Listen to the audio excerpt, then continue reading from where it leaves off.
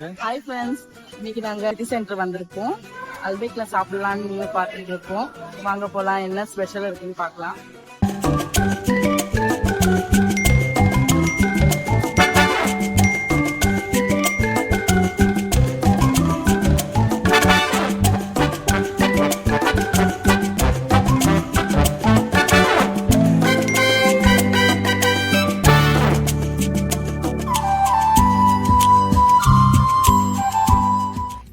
Shopping பண்ணிட்டு நாங்கள் வந்து அல்பேக்ல இருந்து எல்லாமே வாங்கிட்டு வீட்டுக்கே வந்துட்டோம். குழந்தை இருக்கிறதால அவ்வளோ நேரம் எங்களால் வந்திருக்க முடியல.